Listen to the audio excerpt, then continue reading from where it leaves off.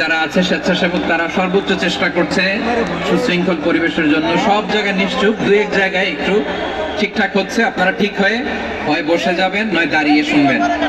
আওয়াজ করা যাবে না আজকের এই প্রোগ্রামে। আওয়াজ করবেন?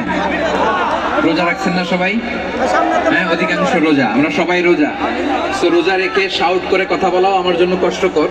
আমি এই সহযোগিতাটুকুন চাইবো। সবাই রোজাদার, এই যে হাজার হাজার লাখো জনতা আমি দেখতে পাচ্ছি, নিজের সেফটি সিকিউরিটি এনশিওর করে মুভ করবেন। সামনে গেলেও দেখে শুনে, পেছনে গেলে দেখে শুনে, কোনো দুর্ঘটনা হতাহতের ঘটনা যাতে না ঘটে। ময়মনসিংহের জেনজি তারা যে সুশৃঙ্খল, আজকে গোটা বিশ্বকে দেখাই দিতে হবে এখান থেকে, ঠিক কিনা বলেন? মাশাআল্লাহ। আমার প্রিয় ভাইয়েরা, আসুন আমরা কাল বিলম্ব না করে মহাবিশ্বয় মহাগ্রন্থ আল কোরআন আল কারীম থেকে তাফসীর শুনি, যেহেতু এটা তাফসীরুল কোরআনের প্রোগ্রাম। আর কোরআনের প্রোগ্রামের একটা আদব আছে, একটা বৈশিষ্ট্য আছে, এখানে হট্টগোল করা যায় না।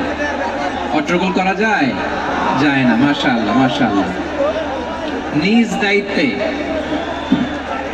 আইন শৃঙ্খলা বাহিনী থামতে বলবে, স্বেচ্ছাসেবকরা থামতে বলবে না। আপনি দায়িত্বশীল। আজকে আপনি হচ্ছেন এই প্রোগ্রামের হোস্ট, আমি গেস্ট। তো গেস্টের সাথে কি আচরণ করবেন আমি দেখতে চাই। সবাই ঠান্ডা হয়ে যাবেন, কোনো আওয়াজ নাই। মাশাআল্লাহ, এই তো বলার সাথে সাথে ঠান্ডা হয়ে গেছে। মাশাআল্লাহ, এই যে এই দিকটাও আওয়াজ হচ্ছিল, এখন ঠান্ডা। মাশাআল্লাহ মাশাআল্লাহ, তাবারাকাল্লাহ। জি, দেখেছি। শান্ত হতে হবে, শান্ত হতে হবে। আমি শুরুতেই হাত নাড়িয়ে শুভেচ্ছা জানিয়েছি আপনাদের। একটু পর পর হাত নাড়ালে আলোচনায় ব্যাঘাত ঘটবে। আমরা একটু নীরব হয়ে বসি, কয়েকটা জরুরি কথা শেয়ার করবার আছে আপনাদের সাথে। এই বার্তাগুলো আমরা আজকে নিয়ে যাব। যখন আওয়াজ করতে বলবো, বাঘের বাচ্চার মতো, সিংহ শার্দুলের মতো গর্জন করে আওয়াজ করতে হবে। আর যখন নিশ্চুপ থাকতে বলবো, পিন পতন নীরবতা, কিপ সাইলেন্ট।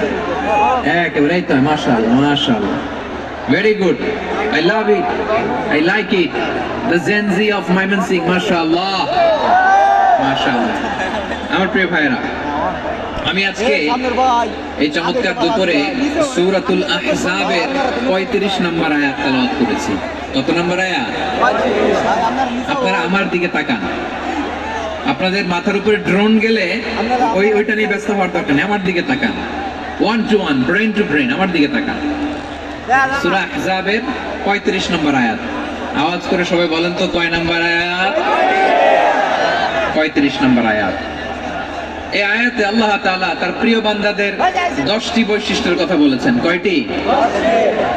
আজকে এই 10টি বৈশিষ্ট্য নিয়ে আমরা আলোচনা করব। আল্লাহ তাআলা কাদেরকে পছন্দ করেন? আমরা আল্লাহ তাআলার প্রিয় ভাজন, প্রিয় বান্দা হতে চাই কি চাই না? বলেন তো।